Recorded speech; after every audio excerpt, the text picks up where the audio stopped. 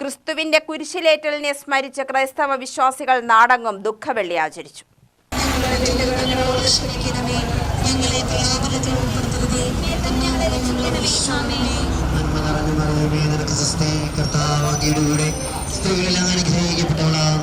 അങ്ങയുടെ ഉദരത്തിൻ ഫലമായി ഈശോ അനുഗ്രഹിക്കപ്പെട്ടവനാകുന്നു. പാപികളായ ഞങ്ങൾക്ക് വേണ്ടി എപ്പോഴും ഞങ്ങളുടെ മരണസമയത്തും തമ്പുരാനോട് അപേക്ഷിച്ചുകൊള്ളണമേ. കർത്താവേ അനുഗ്രഹിക്കണമേ.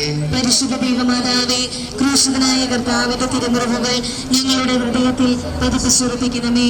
ഞങ്ങളും അങ്ങയോടുകൂടെ സംസ്കരിക്കപ്പെട്ടിരിക്കുകയാണല്ലോ. രാവും പകലും അങ്ങേ പീഡാനുഭവത്തെ പറ്റി ചിന്തിച്ചുകൊണ്ട് പാപത്തിന് മരിച്ചവരായി ജീവിക്കുവാൻ ഞങ്ങളെ അനുഗ്രഹിക്കണമേ. സ്വർഗസ്ഥനായ ഞങ്ങളുടെ പിതാവേ, അങ്ങയുടെ നാമം പൂജിതമാകണമേ. അങ്ങയുടെ രാജ്യം വരണമേ.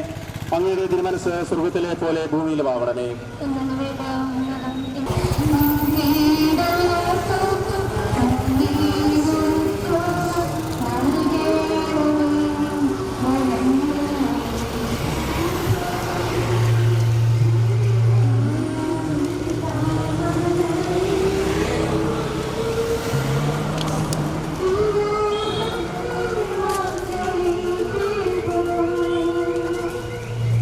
പാലക്കാട് ശുശ്രൂഷകൾക്ക് ബിഷപ്പ് മാർ പീറ്റർ കൊച്ചുപുരയ്ക്കൽ നേതൃത്വം നൽകി.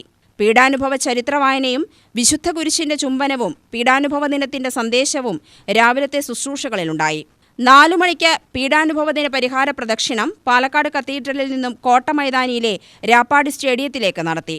പാലക്കാട് ഫൊറോനയിലെ വിവിധ ദേവാലയങ്ങളിൽ നിന്നുള്ള പരിഹാര പ്രദക്ഷിണങ്ങൾ രാപ്പാടി ഓപ്പൺ സ്റ്റേഡിയത്തിൽ എത്തിച്ചേർന്നു. ശേഷം ഫാദർ അമൽ വലിയ വീട്ടിൽ പീഡാനുഭവ ദിന സന്ദേശം നൽകി.